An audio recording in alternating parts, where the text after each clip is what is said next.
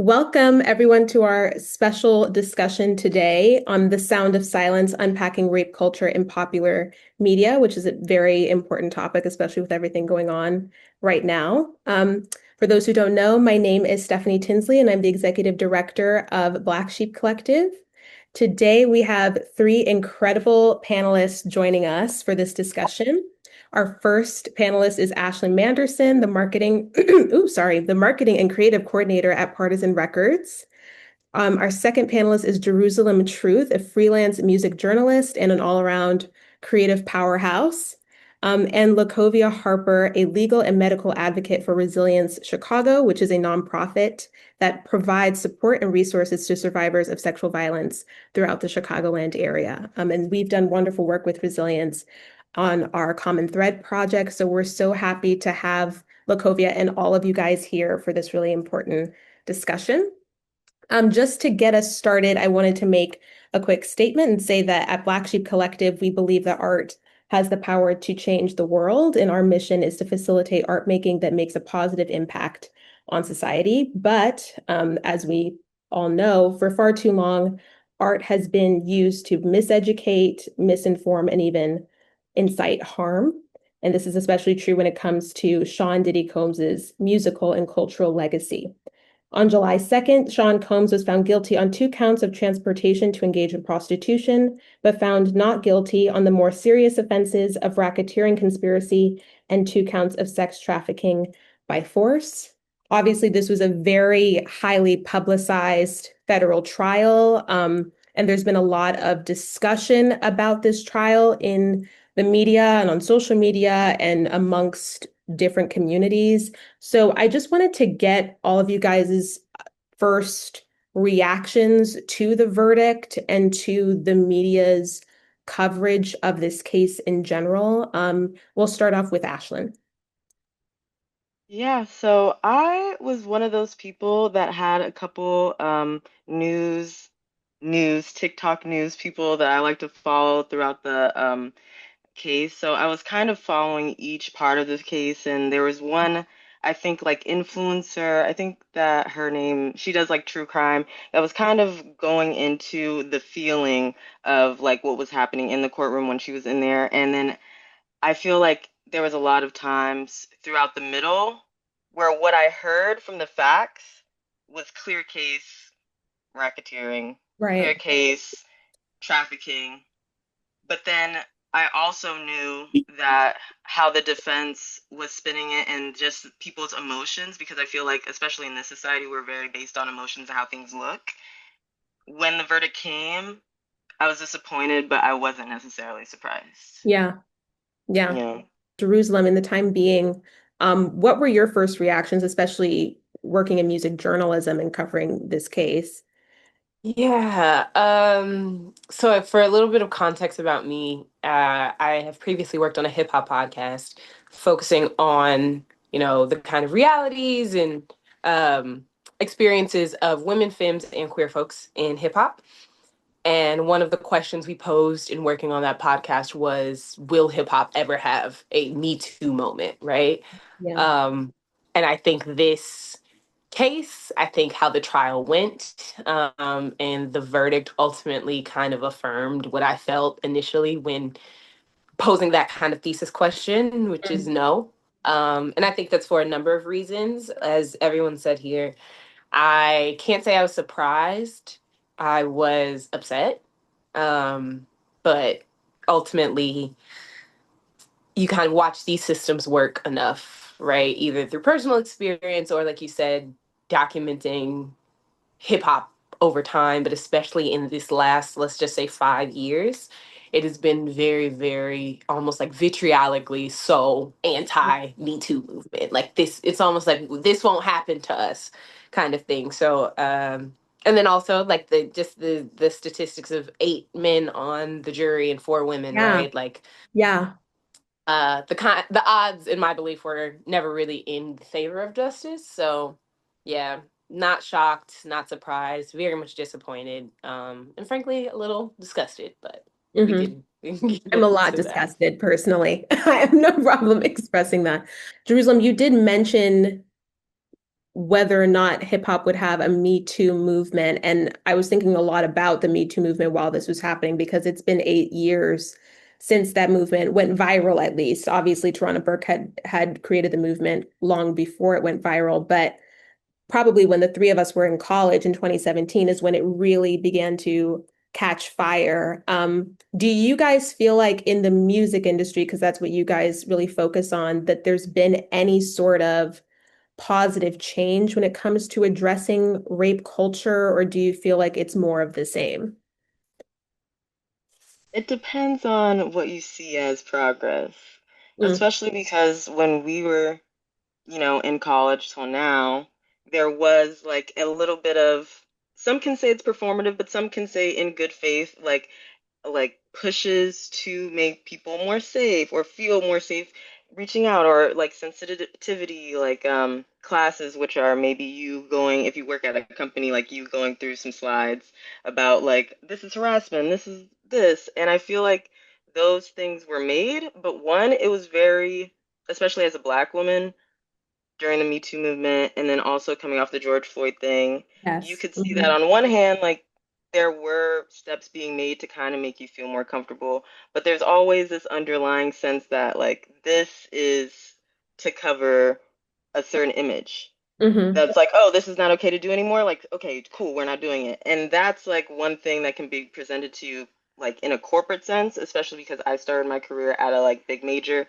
and then now worked at some smaller companies. So I see both sides of the spectrum, especially if you're at a corporate place, they'll maybe make it a bigger deal, but there's so much of this industry that's personal that you spend a lot of your personal time with people.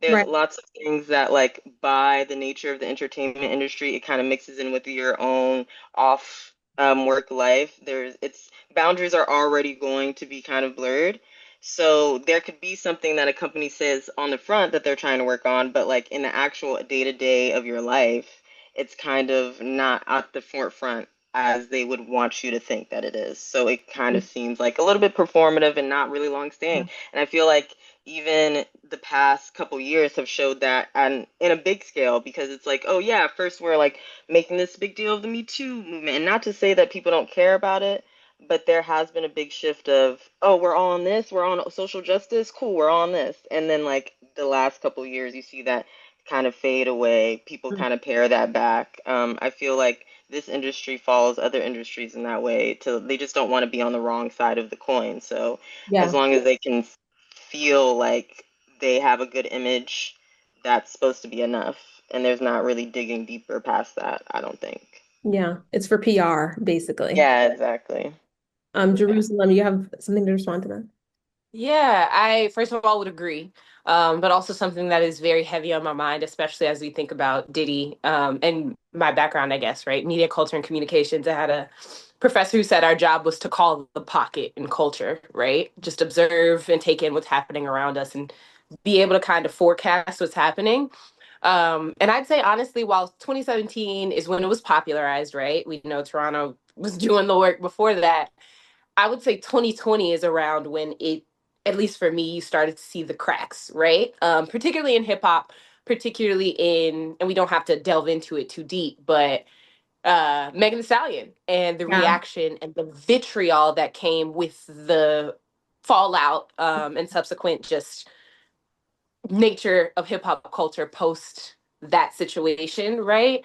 Totally. And I think that to me is when the writing was the clearest on the wall of, oh, okay, this is not necessarily going to enter hip hop in what I think is a very honestly impactful way. Like you all said, it is very PR focused or even um I think that honestly is giving it the music industry a lot of grace because I had interned at a label in undergrad where it was personal hours, right? It's okay.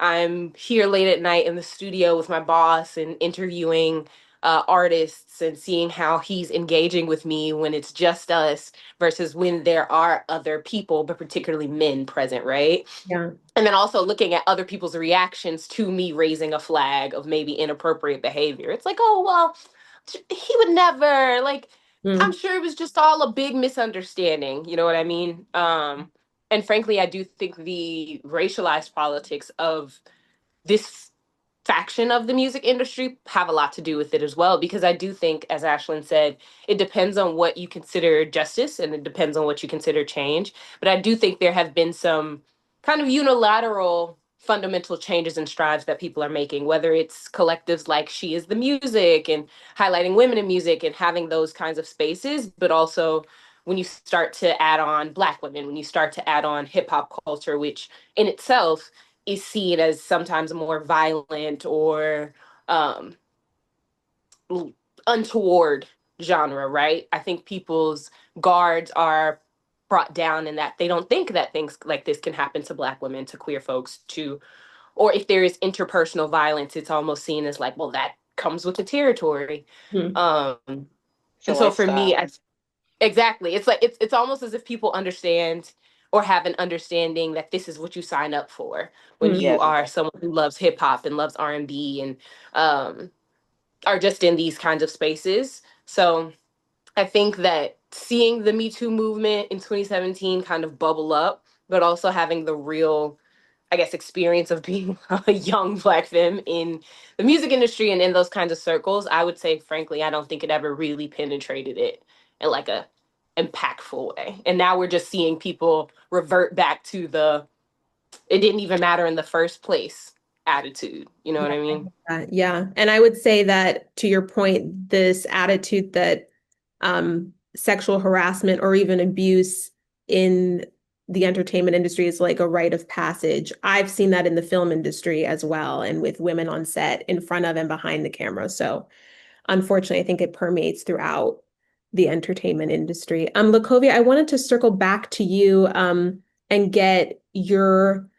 observations on how this trial has impacted survivors in the community, what conversations have bubbled up as a result of it. I would just love to hear your thoughts.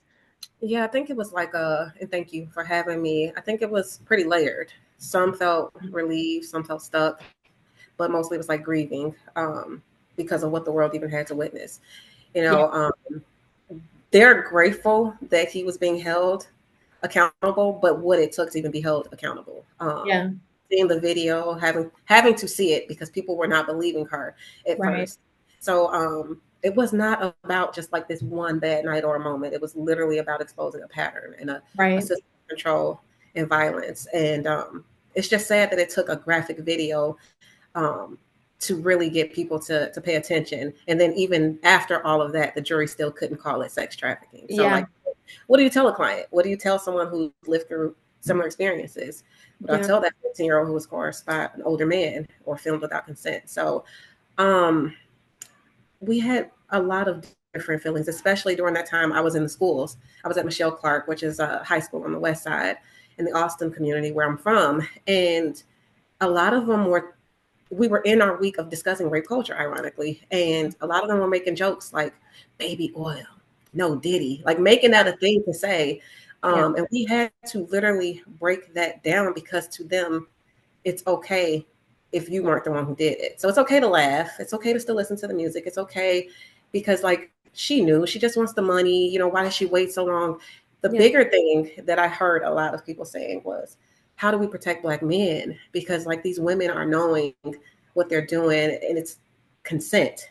He's just a freaky man. So it was just having to really break down all of those things in a way that they can understand it. And I'm so grateful to have that opportunity because I realized a lot of it is not about learning new things, but unlearning the things that we've yeah. exposed our children to. So I'm grateful in that sense that I was able to go into the schools because I'm realizing that's what we're going to have to do a lot of is the unlearning versus the learning new things.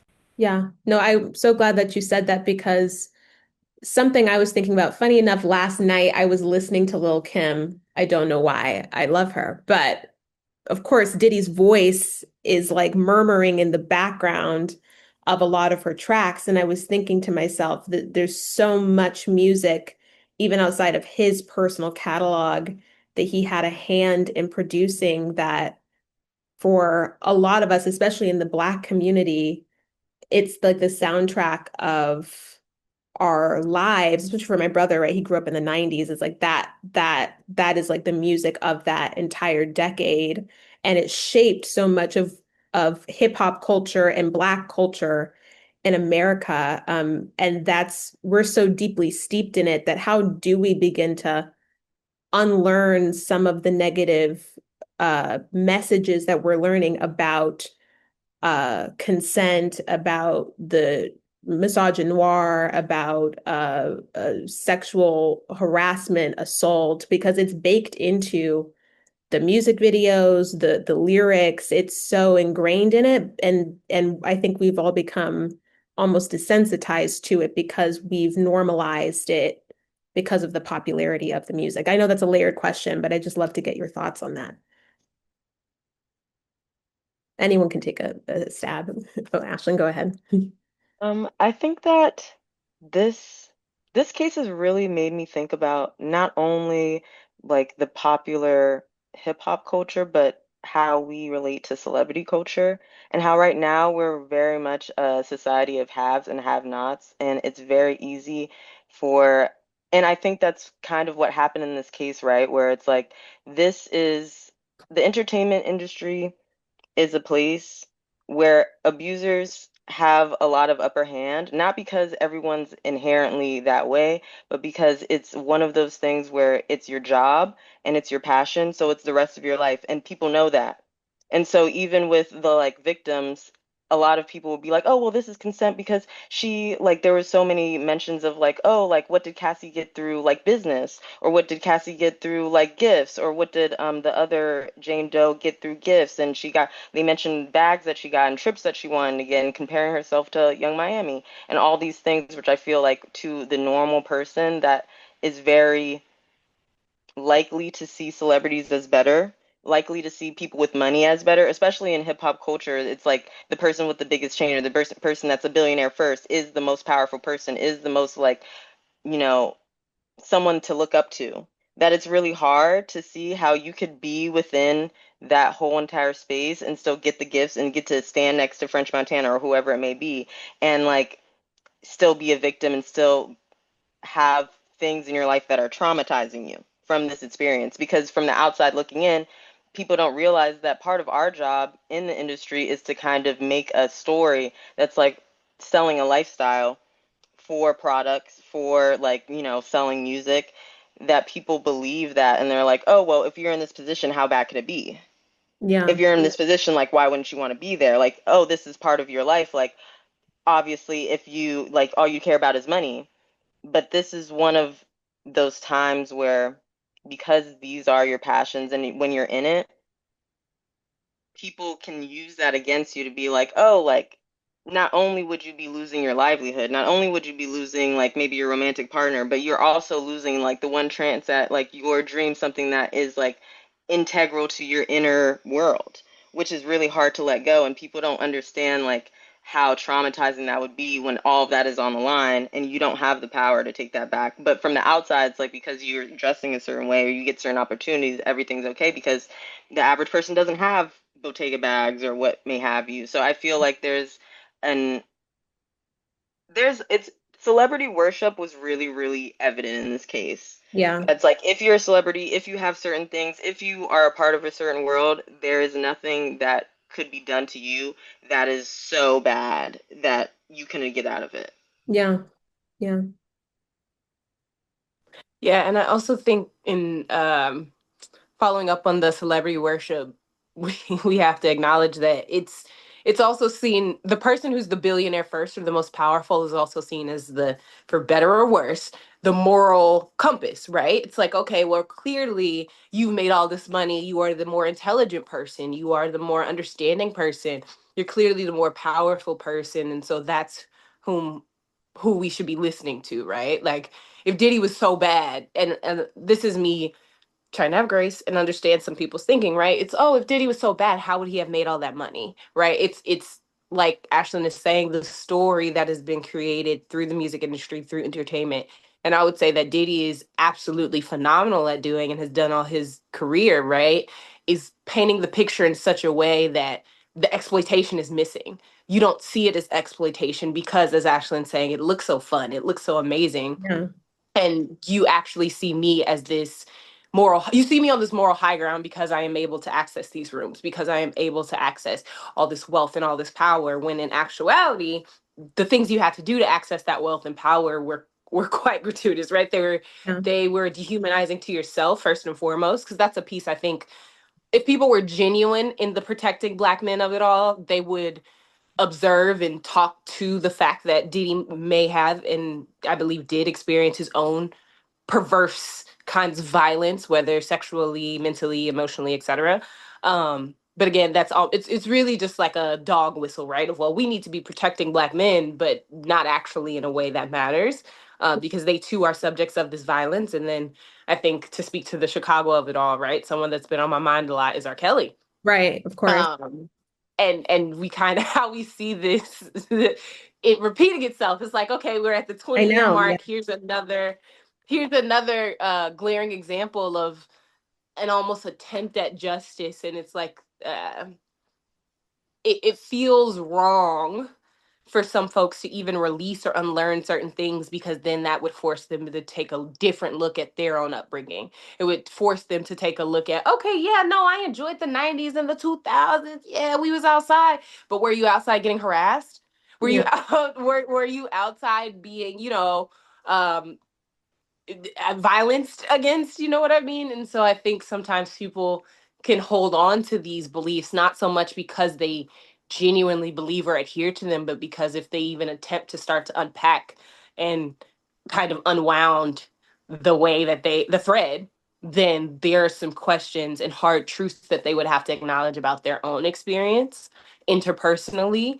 So when you broadcast that and project that onto celebrities, why would you want to see someone, um, an abuser, someone who has been violent, right, receive justice? Because then that makes you start to think, well, the people who might have abused me, right, the systems that might have taken advantage of me, that might have exploited me, they haven't received justice. So why should Cassie or Young Miami or Jane Doe receive justice, right? Especially when they at least were getting the Bottega bags, they at least were getting flued out, they at least it's like a mental trade-off, right? It's like, okay, well, I'm gonna make sense of this cognitive dissonance by saying, not so much out loud, but through my actions and through who I even levy support behind, I never received justice. I'm not going to receive justice, so why should she? She's clearly gotten these other things out of it. I think there's also the aspect, particularly with this case, where you you when you look at someone like Cassie, right, who has a lot of cultural capital, a lot of just interpersonal capital, right? Like, you could take Cassie as an extremely beautiful woman, and drop her in a anywhere, and it's presumed that she'll be okay. And so I think a lot of people are also using that as their justification of, Cassie's not someone who can genuinely be harmed. Um, Mm. and so that, to even start to question that in their mind, just pokes too many holes in the belief system they've built for themselves. So there's just a real hesitancy and resistance to acknowledging, yeah, no, someone in power like a Diddy can be so incredibly abusive that he amasses and weaponizes a team of people with money behind it to exploit and commit violence and abuse against people. Then that's just a hard thing for people to wrap their minds around, because then you have to start acknowledging the little instances of violence you experience every day, whether it's as a Black woman or a Black man or someone who has to work, right? Someone who isn't in the entertainment industry. Yeah, because it So happens in I think every it's industry. Yeah. exactly. It happens in every industry all the way down. Right. And so it's hard for people to really want to grapple with or even acknowledge that it might be happening in this industry that is supposed to be glitz and glam and all this stuff. Yeah. I wanted to mention the unlearning part of it is not just male centered. It's women as well, because like even with the women, like the feminist empowerment anthems, like WAP or City Yeah. Girls, we sometimes see sex framed as currency in a way that like completely overshadows conversations about safety, desire, or being mutual and wanting to have sex. So there is space to like enjoy the songs, but then teaching like younger listeners like critical thinking skills. Yeah. For example, one of the hardest conversations we had in the classroom was that there was a teenage girl who had on some very short shorts, and she walked past a playground, and a guy tried to talk to her. There was an adult, She shared with him that she was just a teenager. She was only 15. He did not care. He grabbed her by the arm and he said, well, you sure don't look 15. And when she went home and told her mom what happened, her mom said, well, look how you're dressed. Yeah. What do you expect? Look how you're dressed. Mm. And it was that aspect of, even after being told that she was 15, he still continued to pursue her. And then Right. her believing that how she was dressed was the reason why she was harmed by this guy.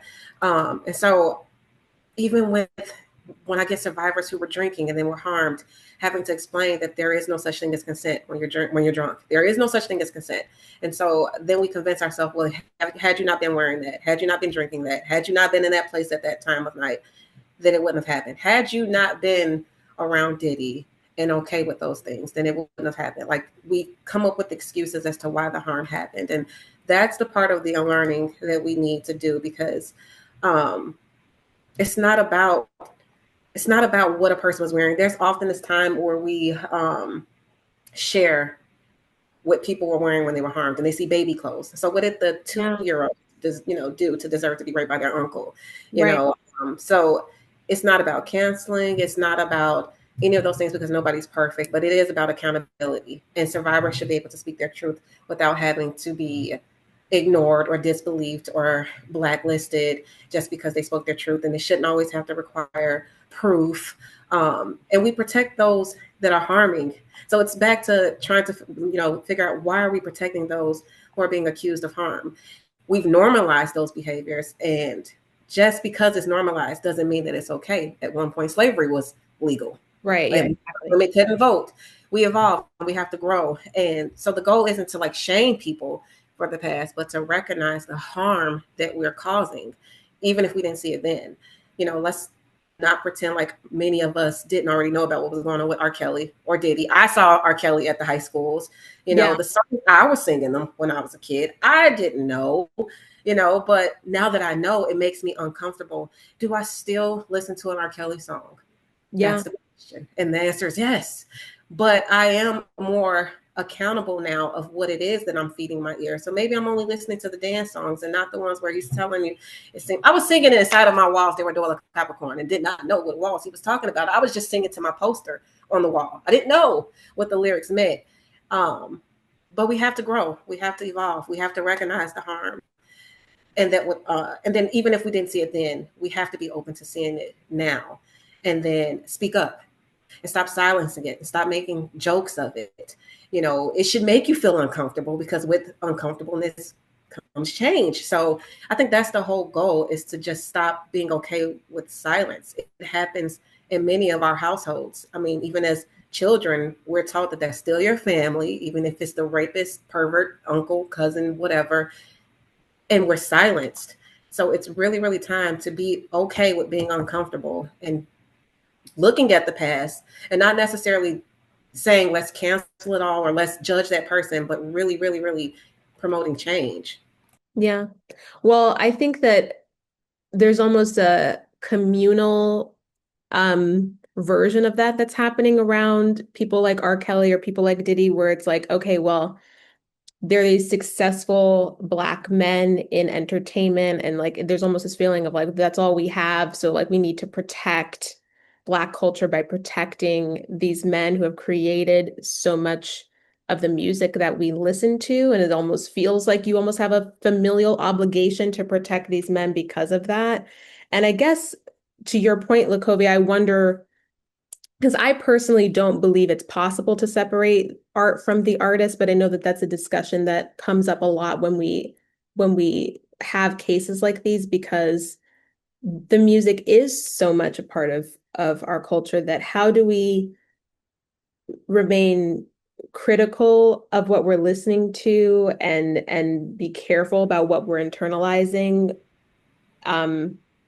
without accidentally repeating the same mistakes, or repeating those same cultural patterns, because I think most people are not critical listeners or critical viewers, unfortunately. And I feel like a lot of the reason why we see these patterns being repeated in people's everyday lives, like normal everyday people, is because they're like, well, R. Kelly did XYZ in a video, or Diddy did this in a video, or I remember I was writing an essay about the City Girls, and I was referencing some lyrics that they were writing back when they were together. And the song was literally, if he gives me a Birkin bag, I'm going to have sex with him. It's like straight up, like the most transactional. There, you can't get more basic than if you give me a bag, I'm going to have sex with you. It's like, well, then that topic comes up again of this attitude of, well, Diddy gave Cassie an apartment and bags, and she got to go to the Met Gala, so the transaction for sex, he paid for you. Like that attitude is glamorized in the music now. So how do we remain critical, I guess, of those lyrics without censoring it? But I don't know. There's so much to unpack there that I feel like is I really agree. deep. Yeah. I think that we have to hold the two truths. We have to accept that this man may have shaped the sound of our youth, but he also causes harm, and that's what matters. We can mourn the legacy of what it was, and now break generational silence. I don't think that it's bad, because we didn't stop loving jazz because Miles Davis was abusive to Cicely Tyson. Well, that's We didn't, true. we just learned how to hold complicated truth with dignity. And I hate that they keep making it the culture. Our culture is so much more than just Diddy. Yeah, It's powerful. It's rooted in survival. This dates back to harm that occurred in slavery. And so a lot of this is that we've passed down so much that we've learned that it's okay. Please, let's go back to the tip drill video. Like, can we go all the way back to that when he swiped that credit card through that butt, and right. Nelly's not canceled? So it's just. But even to that, sorry to cut you off because I was thinking about the tip drill too. Oh, yeah. Remember, he wouldn't acknowledge it. If post all of that, right? You had the tip drill of it all. All right, we lit. Ooh, he wanted to go to Spelman. Spelman said, we need to talk about that, big dog, because you are Yeah. showing Black women in a certain way. And rather than holding space for that acknowledgement, Nelly was like, how dare you Black women try to hold me accountable? I'm trying to do some good for y'all. You know what I mean? And here you speak, LaCovia, I agree. And I would say that, and this is something I struggle with because I feel similar to you, Stephanie, especially as an artist. There is no such thing as separating the art from the artist. Who you are is who you bring to your work, right? And so Yeah. those two truths do need to be held in dignity. And I think when you're in good faith, as I presume everyone in this conversation is coming with, that is something that's possible. But I struggle with the idea, at least on a macro level, of that being our way forward, because I think of something like we're using R. Kelly and Diddy, right? And this is tiptoeing into another form of abuse, but it's still violence. But I have been thinking a lot about that video of the person interviewing folks outside of the Chris Brown concert. Oh, I And haven't. people, I don't know if you all have seen that. It has been a recent video going viral on TikTok, and I can send it to you after. But it's someone outside of a Chris Brown concert in the UK asking people, do you know he beat up Rihanna? Do you know he was charged, and asking about the Rihanna, asking about Karuchi, asking about even his other violent events that have happened against other men, right? And it's fascinating to watch people in real time like negotiate these things with Yeah. themselves, but also like be just short of saying, I like the music, I don't give a fuck. You know what I mean? And Yeah. that's people's truth. But I think that sometimes when we lean towards, well, both things are true, people will lean to the people will still lean, and I guess lean into the idea that, well, this is the music I grew up on and this is what I know. And so I do think there is a bit of acknowledgement that is required, and I do think that there does have to be a reckoning that is uncomfortable, that causes discomfort among people, that, you know what, hey, if you are choosing to listen to support this person or these entities that are perpetrating this, you also need to have an uncomfortable conversation with yourself. I Yeah. don't believe that accountability is necessarily outside of someone, because you can only hold those accountable that you know. But on a larger scale, there does need to be a almost come to Jesus moment where it's like, hey, man, yeah, you can listen to that music, you can support these people, and you have your right to these memories.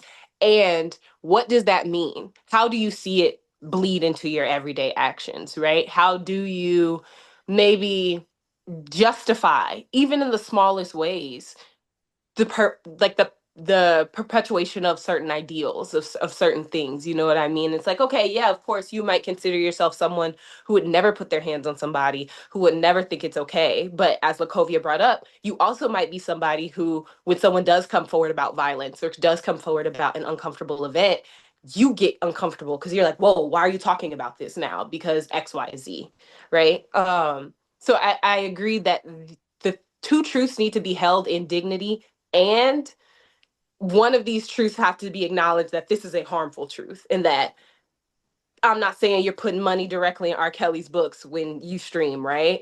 But what message are you reflecting to younger folks or to the people, your nieces or nephews or whomever that's around you, that is like, okay, well, I thought, we don't want to normalize this action, but this person is still present in this space. Like, are you making space for those uncomfortable and those moments of those uncomfortable moments, and then the discomfort that comes with the acknowledgement of like, oh, what does this mean for me, and what does this mean for my everyday actions?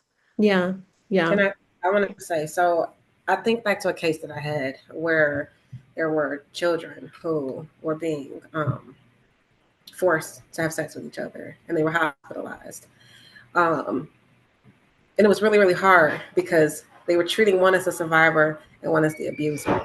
All children, but because he was older, they treated that other child who caused harm as the abuser, not realizing that he was forced to have to do what he was doing. And even though survivor was terrorized, like she was fearful of her brother.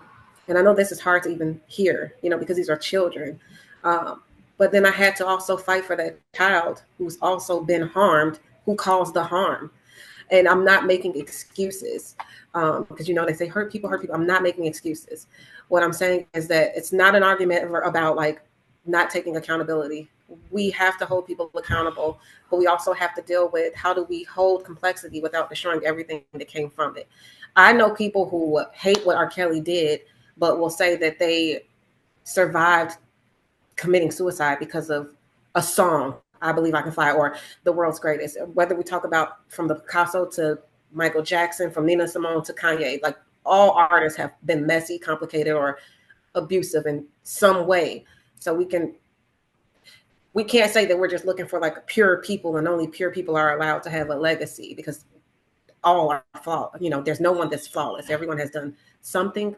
When it comes to R. Kelly specifically, or even Diddy specifically, I think we're so quick to crucify that we don't even think about. I'm not saying don't be there for survivors. We should absolutely be there for survivors. We need to learn how to hold people accountable, but then also not necessarily immediately say they're done with, they're canceled, that's it, that's all. He absolutely needs help. They absolutely need some form of help. And I'm pretty sure if we look through his life, there's some form of trauma that's there as well. To even be okay with doing those things has to be some form of trauma that he's been exposed to. I mean, and then you were doing it flat out. Think about Young Miami. Before Diddy, all of this happened, she was bragging on the things that she was doing. Yeah, she was. And afterwards, she kind of was able to sit back and look in the mirror and feel like, she cried when she did her next interview, saying how she was forced to do certain things, or she was very uncomfortable with certain things, but it was normal to her. And so that is where I stand. It's not that I'm agreeing and saying that like, hey, it is what it is, let's just keep moving. We absolutely have to hold people accountable. But I do believe that in holding people accountable, it doesn't mean that we have to just throw everyone away. Like, now you're done with, that's it, that's all. That part I don't agree with. Ashlin, I wanted to ask you about this specifically because I feel like because this is a pattern that keeps popping up with such popular artists, it almost feels like the industry itself breeds this kind of toxicity.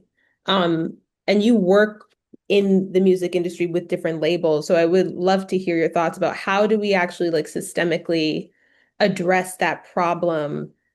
Because it feels like these maybe people were somewhat normal, maybe traumatized, but somewhat normal before they walked into the industry. And because of the culture of the industry and what's going on in these circles, it perpetuates this behavior to get worse and worse and worse. And how do we address that at I know that's a big question to ask, but how do we address that at the foundational level?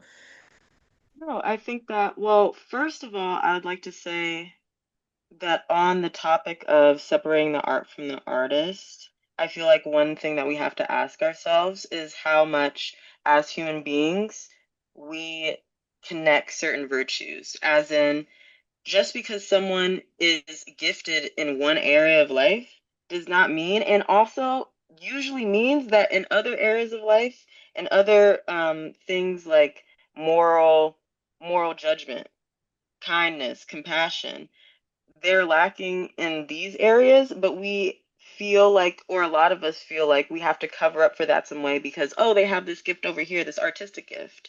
And like they don't know how to reconcile that. I feel like one of the most important things, even with someone like Chris Brown, is like I can acknowledge the fact that this person is extremely gifted and their output in a musical context is good without then having to attach that to his moral failings and if we should be forgiving him in a like tangible way so that we can like uphold this gift. And I feel like one thing that I've learned while in these spaces, working at labels, is that you don't really realize how much you, when you're not in these spaces, tend to see, and this is by design, but we tend to see artists as more of products or more of ideas than actual people. So then when you're in spaces where you're dealing with this person that like, yeah, we're working on their record, but you're seeing them in an office space or in like a meeting space and they're just their regular self, and you're talking to a regular person that like has no separation from you. Sometimes when you're not used to that, you kind of have a different rule book for the people that are making the art because they're inherently special in some way, and the regular person that like maybe is a kinder person, maybe has like more boundaries, but is not the person that has the most valuable product, as in the music.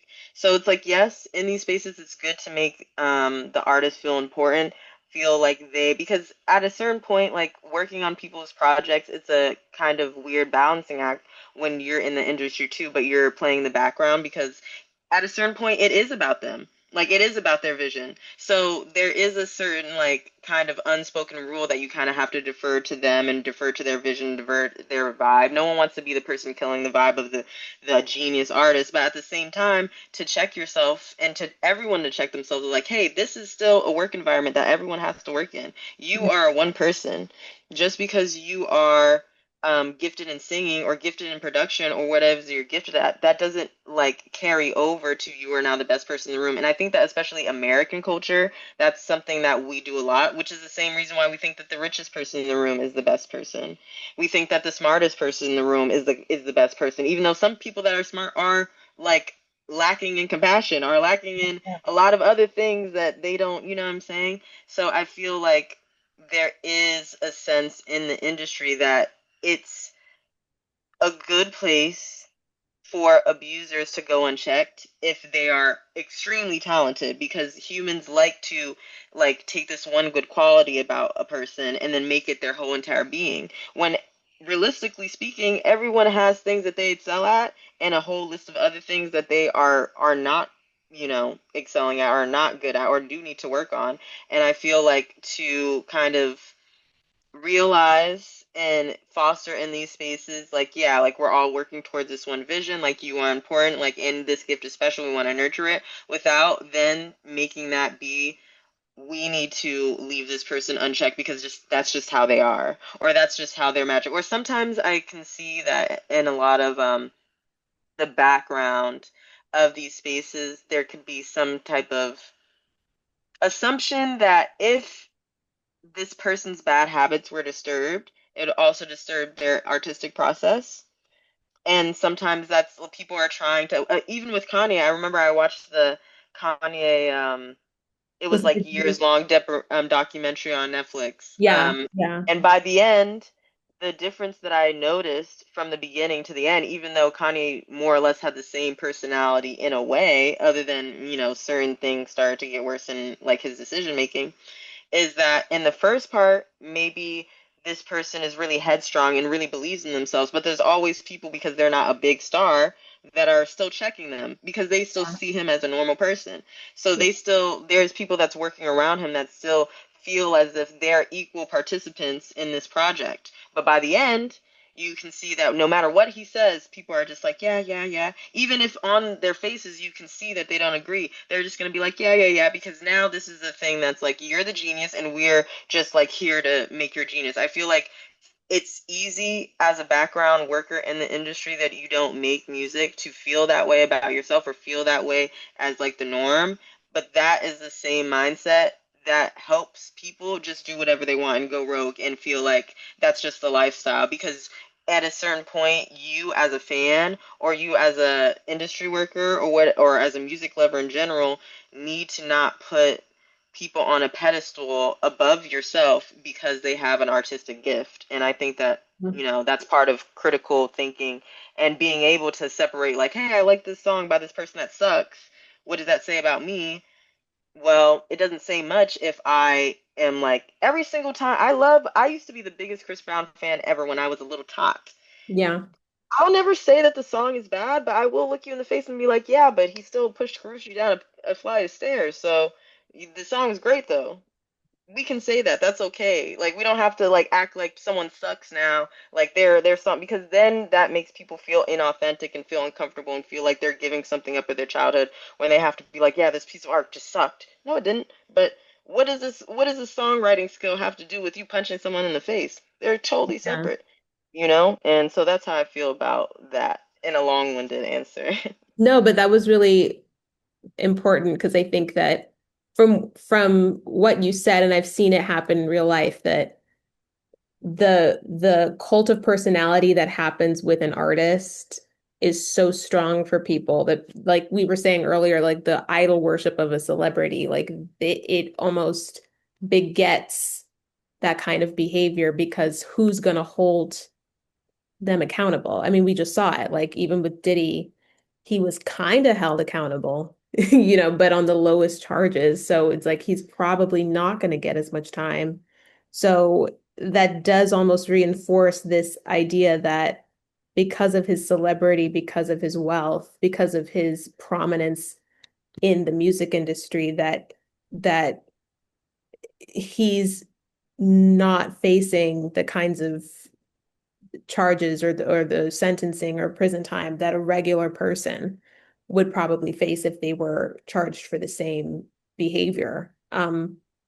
So I guess my next question, I really wanted to talk about how do we define rape culture, but I guess a better or more effective question would be how do we actually address rape culture in a productive way in the actual creation of new work, because these are the legacies of men whose work we've been familiar with for a very long time, but in the case of someone like a Diddy or an R. Kelly, their work was not very recent. So like this is something that's more addressing our cultural understanding that's been built for a very long time. But in terms of creating new work and how do we shape a new generation of cultural output, and be mindful of rape culture when we're creating that, what do you feel like are effective ways that we can do that, to use art as a way to actually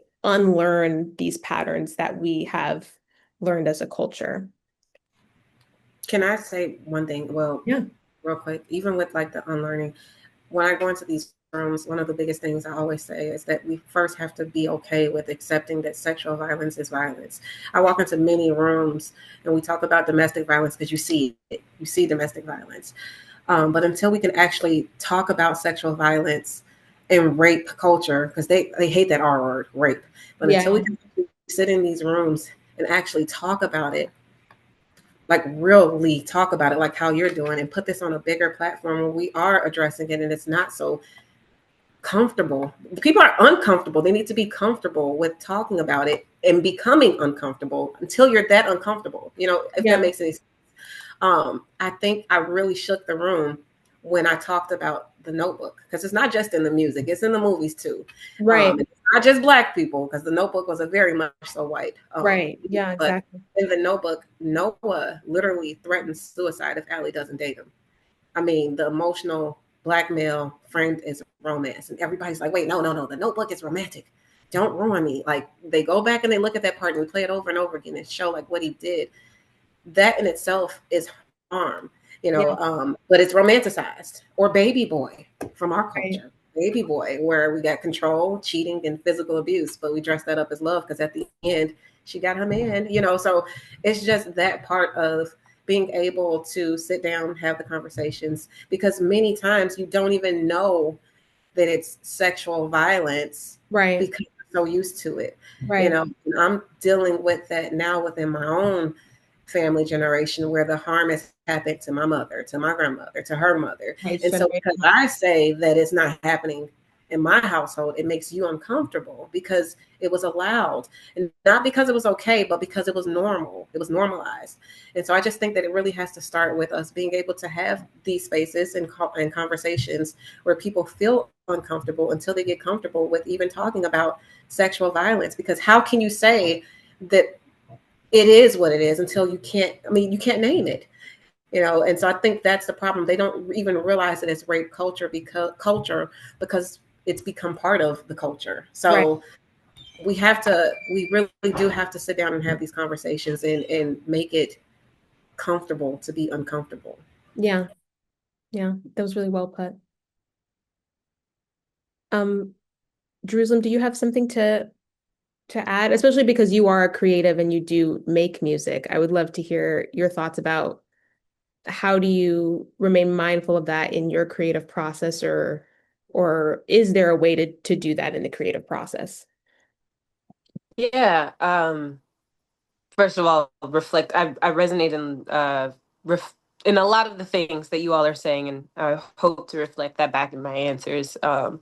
Because I think this is a multi-pronged thing, right? It's a multi-pronged approach, particularly going back to Ashlin's point, of one's gift being kind of taken and plopped as like their whole persona and whole personality, and that safeguarding them effectively from acknowledgement, from the conversation, from you know uh the hard uncomfortable conversations, as LaCovia is talking about as well.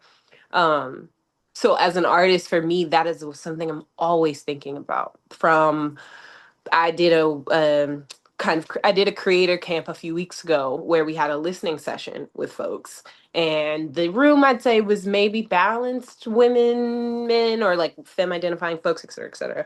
But the people that were going and getting up and sharing their music were men. Like, Yeah. it was almost as if like women in films were a little, it was almost like we were afraid to get in, right? It was Mm. like, whoa, or who wants to go next? I'll go. Who wants to go next? I'll go. And they weren't doing it maliciously, but it was kind of just like, all right, well, I guess all the guys are gonna go. And so for me personally, it does look like me taking up the mantle of like, all right, I'll be the first lady to go. Let's do it. Let's bring it in that way. And it could be something as small as that.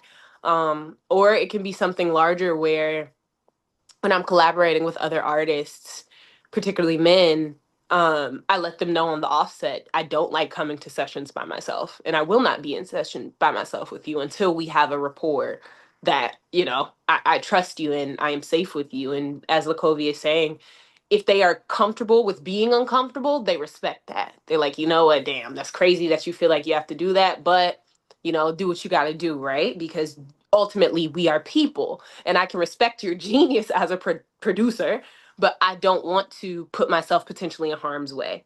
Yeah. But if they are of a certain mind, or unfortunately have maybe ill intentions that they themselves might not have even addressed, they'll see that as almost a slight, right? It's like, how dare you? You think you can't be alone with me? What you think I'm gonna do? And it is uncomfortable for me as well, right? Because you don't want to ruffle any feathers. You don't want to potentially blackball yourself, as Ashley was saying, when you're like, oh man, am I jeopardizing my chance? But at the end of the day, something I prioritize is understanding it's just a job. This is work. Yeah, If I were to show up and clock in at the Wendy's, I would tell my manager, hey, or my manager would know, you can't do certain things. We can't be in this back room with the door closed with just the two of us late night right. talking. We can't do that. So the same kind of principle needs to be applied within that creative process.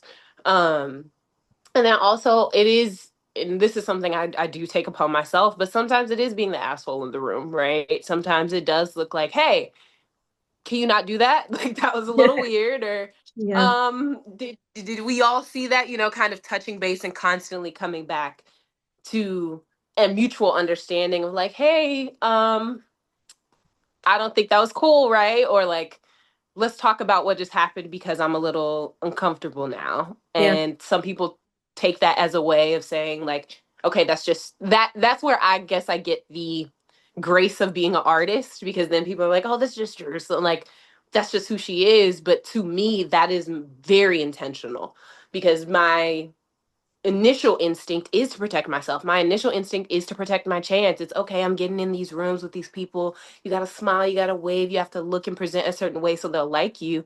But I am not willing to jeopardize my safety, mentally, physically, or otherwise. And I am thinking about people who are going to come in this room after me, right? I'm constantly thinking about who is going to be the person that doesn't feel as comfortable speaking up for themselves, or who feels like they can't, that maybe if I say this now, it'll reduce the chances of that happening later. Of course, I can't, there's no way of me guaranteeing that, but whenever there's an action that I'm even uncomfortable addressing, I'm like, okay, but what if I do this now? And even if it's not them, sometimes it is selfish. Next time they deal with me, they'll know they can't do that.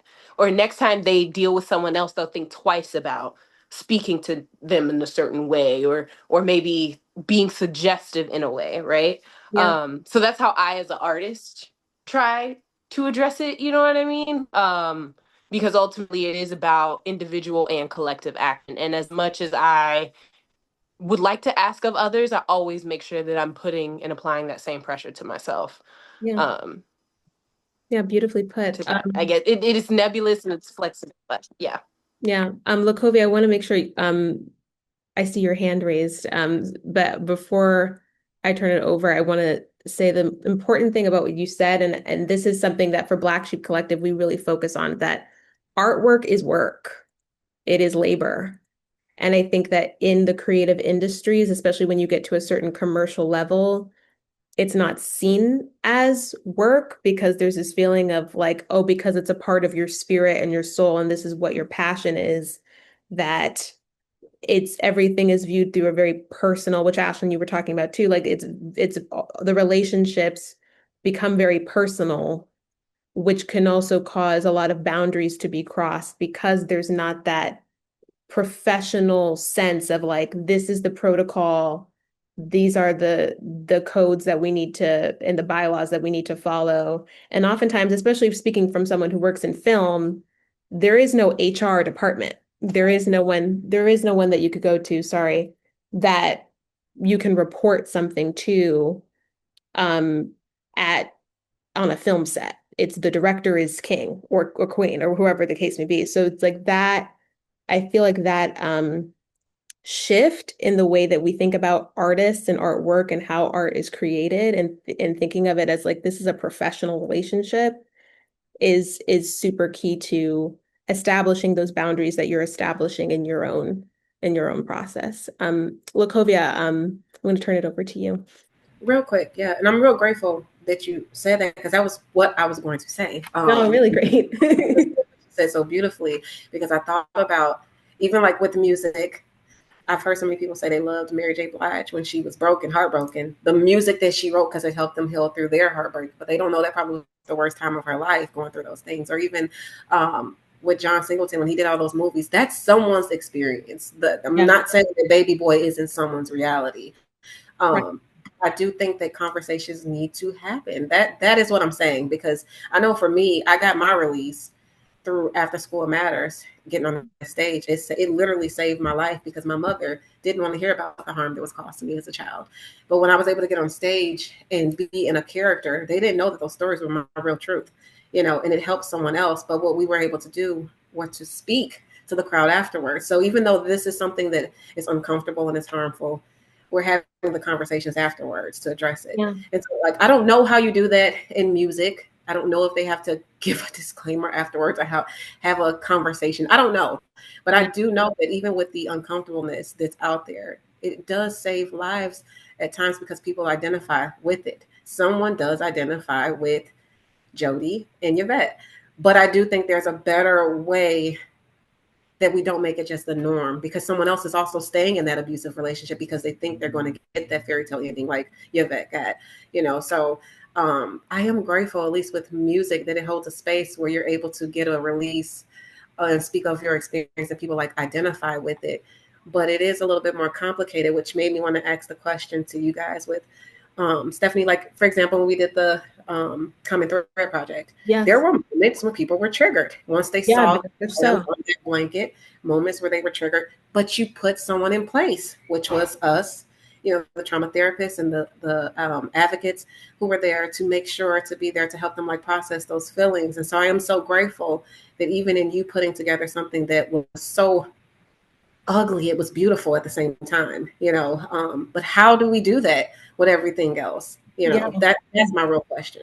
Yeah. I mean, and it's funny that you said that because I was also a question similar to what I was going to pose to Ashlin, but I learned so much from the Common Thread project because we got such great feedback. But a part of the reason why for you guys who don't know, for the Common Thread project on set, we had a quilt that was created with pieces that were donated from survivors of sexual assault. And then we also had fabrics that were inspired by the survivors who were involved in the project. And we took their portraits in front of the quilt and we also shot a documentary. So we're in the process of editing that and putting that out right now. But I had LaCovia, Gabby Molden, and LaShonda Knowles from Resilience come on set to be advocates in case anyone was triggered.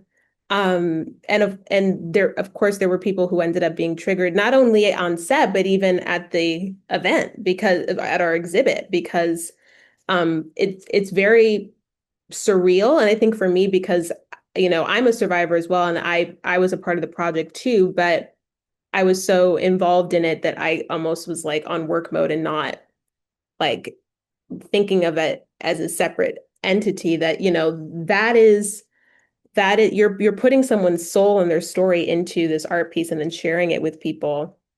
That's very heavy. And I began to think of just in my own career moving forward, I'm like, maybe we should always have advocates on set for things like that. Like maybe we should always be having actual trained therapists and advocates on set, for example, in a movie scene that's dealing with SA or that's dealing with domestic violence or that's dealing with these topics. And they have intimacy coordinators now for sex scenes, but I don't really hear that much about having like trained therapists or things like that to deal with scenes that are dealing with violence. I haven't heard of that yet or seen that yet. So that's something that has caused me to even think of, wow, that has changed my perspective on how to approach the work environment as we were discussing creatively when we're dealing with things like that. And all of it is, I guess, trial and error of seeing what works and what can be implemented. Ashlin, I was going to ask you a similar question about, you're at the beginning of your career in the music industry. And as we were saying, like there isn't usually a culture of like an HR department or things like that deal with these things on a daily basis. But I would love to hear how your perspective as a Black woman, as someone who cares about this topic, how that is going to shape your career moving forward, or things that you can do to just be mindful of how you as a trailblazer can change things in the industry.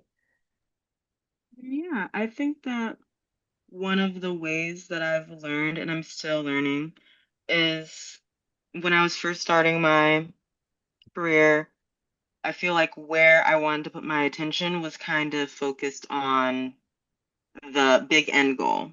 So it's like I'm trying to go to the place where it's like my favorite artist, or I'm trying to go to the place where I can see myself. I used to like being in sync, so where I could supervise this other thing. And it's not that I don't want to keep my goals front and center, but I also realize throughout like trial and error of being in different environments, how much, again, we have to take entertainment and like the big dreams and goals of it all and kind of make it into realism in like the logistics of your everyday life. So one thing that I saw is that even when I worked at a place that had the biggest name recognition that I thought was like I couldn't get better than this. Everyone knows this. Like this is like the top of the top. That was actually one of the experiences that I disliked the most because so much of it was based on like how it looked or how it fit into this like big idealized um kind of vision of like how cool my life would be, and it wasn't thinking about like who are the people on your team, like would or do you feel safe or do you feel comfortable being around these people for extended periods of time? What's the like general thesis, kind of mission statement of the people around you? Does it seem like the people around you are very like art forward, or does it seem like they're very profit forward? Because there are some times where I feel like even though honestly, abuse of power, especially when you are a black woman, can happen in any environment that you're at. However, I have seen that in places where I felt like it was way more about the end result, way more about like profits forward, a lot more stuff can kind of be swept under the rug. Because if someone, has this big feature with someone that has been accused of bad things in the past, and want to say, hey, like maybe this is a bad look to work with this person. I found that when you are in spaces where people are genuinely concerned with the art form and with at the craft and the story that the music tells, more than maybe the profitability or the like how to make something viral, there is a little bit more thought put to that.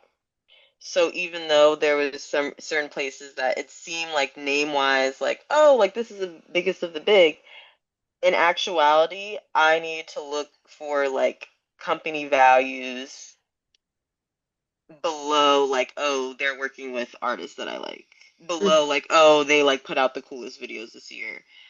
Because in your day-to-day life, kind of like we were talking about, like this is actually a job, especially for people behind the scenes, and that's why there's kind of a disconnect between people that are behind the scenes and how they see things and how they even see like certain people will see something that's like a pop culture moment and see it as like a PR stunt.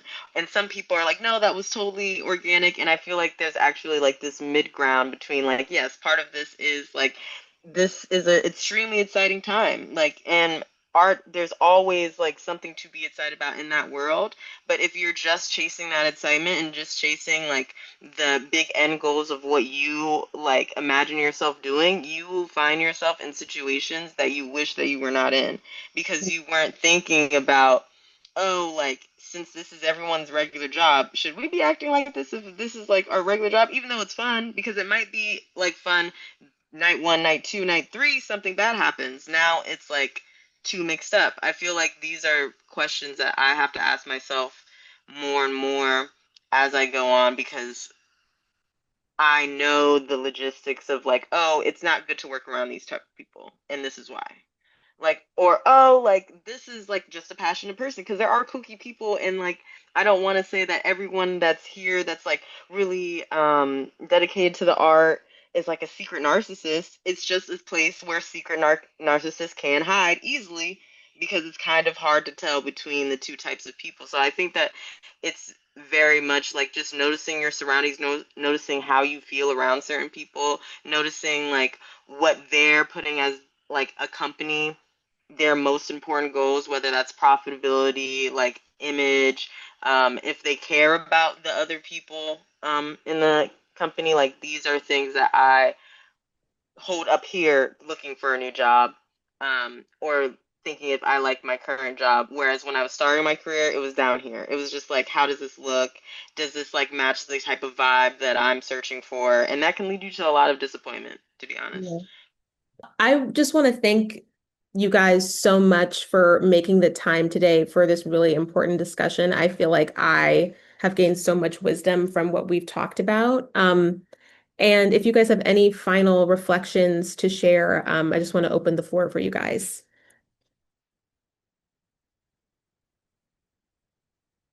Jerusalem, do you want to go first since you're in charge? Yeah, I was gonna say I do have out at 1:20, but I wanted to say thank you first and foremost to you, Stephanie, for asking me to take part, but also Ashlin and LaCovia.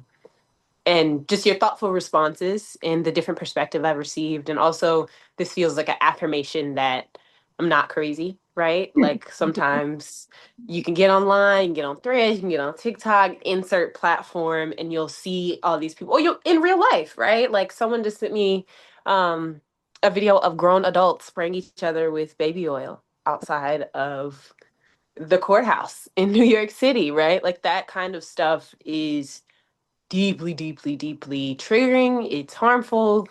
And excuse my language, just like fucked up, right? To see and process and absorb. So to come into a space like this, where people do care so deeply and it shows, and I know that you all take this back into your everyday lives, is affirming that, the world is scary, but when it's we persist. We persist. So thank you all so much for this conversation and for this space and for this dialogue. And I'm always open to these conversations and contributing whatever way possible I can. Thank you so much for making the time, Jerusalem. We really enjoyed you being here. LaCovia, any reflections, any final reflections? I just truly thank you for having this space and allowing us to take part in it. I'm always grateful when I can contribute. Resilience, we are taught to believe survivors. And so even coming in here and being able to have this conversation, it felt like therapy to me. So I'm here knowing that I want even more conversations like this to happen. Even more. I hope you do it again. But I also want to hold on to being supportive, choosing to co-create a culture where power doesn't mean silence and pain. I love art. And I just want to make sure that when I'm continuing to the next generation, especially like when I'm going into the classrooms, my own children, I want to leave behind, making them feel safe, honest, and love ultimately. Because sit in rooms where you have abusers and you have those who've been abused. And so I want to make sure that I'm being supportive to both because I do believe that there is healing. So that's what I want to leave here with is reflecting on just making sure that I'm always promoting healing and love and support.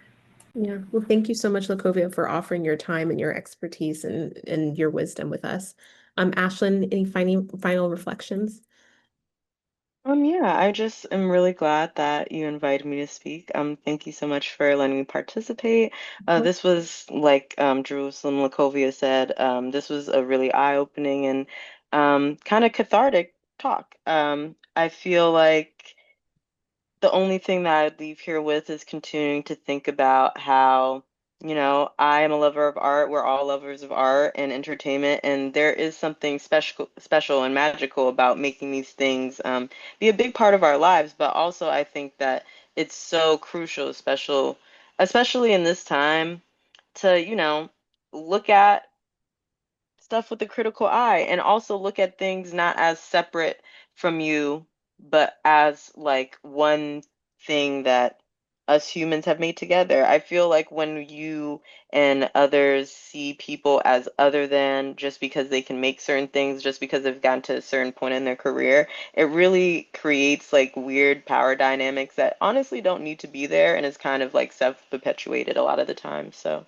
I feel like that's made me think about this a lot. Yeah, we're all human. We're all equal. Hmm.